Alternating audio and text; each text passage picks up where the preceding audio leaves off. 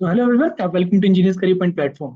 सो आज का जो मेरा वीडियो है ये आपका हरियाणा पब्लिक सर्विस कमीशन में जो वेरियस एग्जाम्स के लिए रिक्रूटमेंट ओपन हुआ है उससे रिलेटेड है। जैसे कि आपका असिस्टेंट इंजीनियर से रिलेटेड है, irrigation, mechanical branch, civil branch, electrical branch, IT principal का भी इसका वैकेंसीज आया था। तो उसमें जो 15 सितंबर को एग्जाम है, जो असिस्टेंट इंजीनियर का 8 सितंबर को एग्जाम है, और उसके बाद आपका आईटी प्रिंसिपल का उसका 15 सितंबर को एग्जाम है।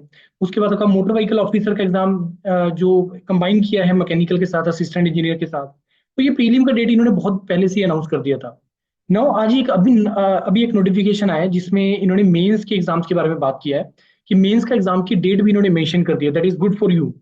अब देखो हो क्या रहा है कि आप लोगों में जैसे व्हाट्सएप ग्रुप्स में देख रहा हूँ मैं या फिर टेलीग्राम चैनल्स पे देख रहा हूँ कि अलग ही डायरेक्शन पकड़ी हुई है यार। You are identifying the reason कि क्यों तुम लोग इसका तैयारी नहीं करना चाहते या क्यों तुम्हारा सिलेक्शन नहीं होगा। तुम लोग वो रीजन ढूंढ रहे हो, राइट। देखो, मैंने आपको पहले भी एक्सप्लेन किया था कि जब भी पब्लिक सर्विस कमीशन एग्जाम देता है, कंडक्ट करवाता है, तो उसमें कभी भी बहुत rarest of the rarest chances होते हैं। आप मेरे को इस वीडियो को कमेंट में बता दो कि किस केस में कब कौन सी स्टेट के अंदर जब पब्लिक सर्विस कमीशन ने बिफोर द इलेक्शन कोई रिक्रूटमेंट किया और गवर्नमेंट चेंज हुआ और उसके बाद वो रिक्रूटमेंट कैंसिल हो गया। और अगर आप मेंशन करोगे तो उसमें रीजन भी मेंशन करना कि इस रीजन से मेंशन हुआ है।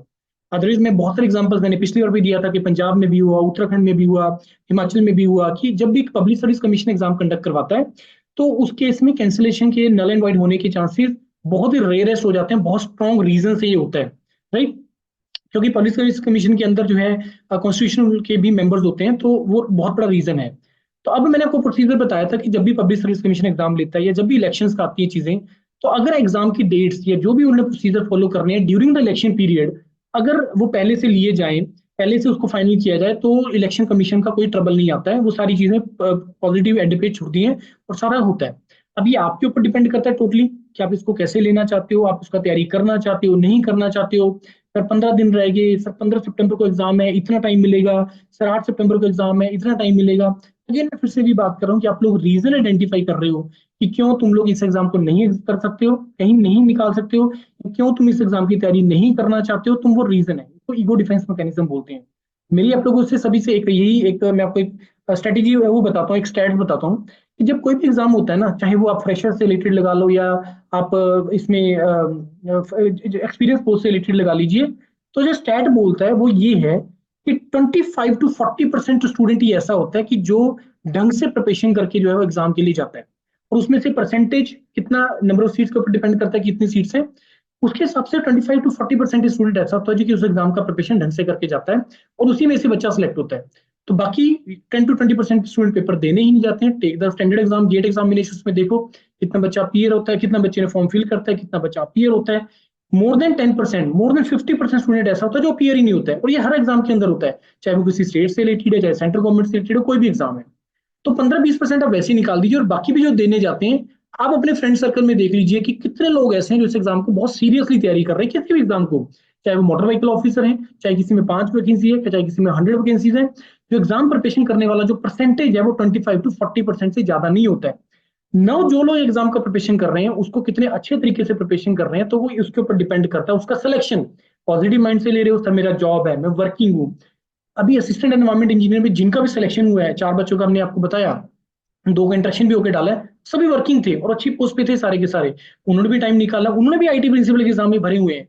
तो कहने का मतलब ये है कि जॉब तुम्हारा 8 घंटे का ही है, मैं 10 घंटे मान के चल रहा हूँ, 8 घंटे सोने के निकाल दीजिए तो पीछे 6 घंटे बचते हैं आपके पास। अगर तुम 5 से 6 घंटे आज से भी अगर डेली बेस पे ढंग से दे देते हो, believe me friends, you can crack this exam और you can crash any exam. Not though exam like civil service, उसका एक अलग स्ट्रेटेजी होता है। तो 5 से 6 घंटे देना किसी भी एग्जाम के लिए वो सफिशियंट होते हैं। और दूसरा चीज ये है कि एग्जाम डेट आ चुका है, आपको पता है कि मेरे को इतने देर का स्ट्रेटेजी बना सकते हो बहुत अच्छे तरीके से। अच्छी बात है कि छुट्टियां आ रही हैं, सैटरडे और संडे ऑफ हो गया, मंडे राखी आ रही है, फिर 15 अगस्त था कल, छुट्टी थी, आगे भी बहुत छुट्टी आ रही है। ये वाला जो सेशन होता है ये मेजोरिटी छुट्टियों वाला होता है। तो ये आपके ऊपर डिपेंड करता है यार आपको इस टाइम को कैसे यूटिलाइज करना है। तो डेट्स के लिए मैं आपको स्क्रीन शेयर कर रहा हूँ कि I think my screen must be visible. तो मैं डेट्स बता देता हूँ कि कब कब आपके एग्जाम्स हैं, उसके बारे पे आ जाते हैं। असिस्टेंट इंजीनियर में सिविल इरिगेशन में आपका स्क्रीनिंग टेस्ट 8 सितंबर पहले से एग्जाम डिक्लेयर हुआ था। सब्जेक्ट नॉलेज आपका 30 सितंबर को रखा है, तो रफली आप लोगों के पास 21-22 डेज हैं। अब आपके दिमाग में आएगा कि सर मेरा पता नहीं क्वालिफाई होगा प्रीलिम्स के लिए, नहीं होगा तो मैं मेंस का तैयारी करूं ना करूं, मैं आपको स्ट्रेटेजी दे चुका हूं। और आप लोगों को, जो बच्चे का सिलेक्शन हो वो भी आपको स्ट्रेटेजी दे चुका है कि भाई तुम्हें मेंस का तैयारी कैसे करना है। और बस आपको करना क्या है, कंटेंट को पढ़ना अच्छे तरीके से और आपने क्वेश्चन प्रैक्टिस करने हैं। सारे 15-15 क्वेश्चन करके आने हैं और ढंग से करके आने हैं। ये बड़ा सिंपल सा मंत्रा जो है वो सिलेक्टेड AEE के कैंडिडेट ने आप लोगों को दिया है, राइट। उसके बाद आपका आ गया मैकेनिकल का एग्जाम। मैकेनिकल का एग्जाम भी आपका सेम डेट्स पे है। आपका स्क्रीनिंग है 8 सितंबर को, मेंस है 30 को, और इंटू डेट्स भी अक्टूबर की जो है आपका, अक्टूबर में आपका इंटरव्यू हो जाएगा। इलेक्शन कमीशन ने अभी अनाउंस करना है कि कब आपके इलेक्शन होने हैं, लेकिन मैं बोल रहा हूँ कि अगर सपोज आपका इंटरव्यू डेट 12 से अक्टूबर होता है और इलेक्शन डेट 15 अक्टूबर होता है, तब भी आपके जो है वो इंटरव्यूज होगा, उसके साथ कोई रिलेशन नहीं होने वाला, राइट। उसके बाद मोटर व्हीकल ऑफिसर का again it is combined with the mechanical, 8 सितंबर 30 सितंबर अक्टूबर में हो जाएगा। इलेक्ट्रिकल का भी सेम डेट्स। उसके बाद नेक्स्ट आपका आ गया ये आईटी प्रिंसिपल, जिसके लिए बहुत बच्चा जो है इसके लिए तैयारी कर रहा है, बहुत कैंडिडेट इसके लिए तैयारी कर रहे हैं। 15 सितंबर को प्रीलिम्स है। सब्जेक्टिव नॉलेज आपका 6 पर, अक्टूबर में आपका इंटरव्यू हो जाना है। अगेन आप लोगों के पास 15 और 5 20 रफली वही 20 एक दिन है। जिस दिन आप प्रीलिम्स दे के आओगे उसी दिन आपको पता लग जाएगा कि ये तुम्हारा ये क्वालिफाई होगा या नहीं होगा, आपको इंटरनली फील आ जाएगा। बस आपको उसके बाद आपको अपनी इमीडिएटली साथ के साथ लिखना है, राइटिंग स्टार्ट कर देनी है। नया पढ़ने का रिक्वायरमेंट नहीं होगा, आपको राइटिंग स्टार्ट कर देनी है। जितना कंटेंट आपको योरपीडिया प्रोवाइड कर रहा है that is more than sufficient. उसी में आपका ऑब्जेक्टिव पार्ट होगा, उसी में आपका सब्जेक्टिव कवर हो जाएगा। बस आपको उस कंटेंट को बहुत अच्छे तरीके से प्रिपेयर करना है। That is the only simple way to prepare any exam. और यही चीज हमने असिस्टेंट एनवायरमेंट इंजीनियर के टाइम पे बोली, यही हम आप लोगों को असिस्टेंट इंजीनियर के टाइम पे बोल रहे हैं, यही आईटी प्रिंसिपल के लिए भी बोल रहे हैं कि जितना कंटेंट आपको प्रोवाइड किया उसको ढंग से तैयार कर लो। राइटिंग स्टार्ट कर देना जैसे ही प्रीलिम्स हो जाएगा, बिना सोचे कि भाई मेरा अगर देखो जो जितना अच्छे तरीके से एग्जाम करके आएगा उसको पता लग जाएगा कि उसका क्वालिफाई हो सकता है या नहीं हो सकता, राइट। फाइट वही लास्ट के 20-25% की बच्चों की होती है फाइनल मेंस के लिए, स्क्रीनिंग के लिए, क्योंकि 4 टाइम्स उन्होंने बुलाना स्क्रीनिंग के लिए। तो मेरे इस वीडियो को आप ढंग से सुनो, बार बार सुनो, आपको क्लियरली पता लग जाएगा कि आपको तैयारी कैसे करनी है और कैसे प्रोसीड करना है। आप इस चीज को फॉलो करिए, राइट एवरीवन।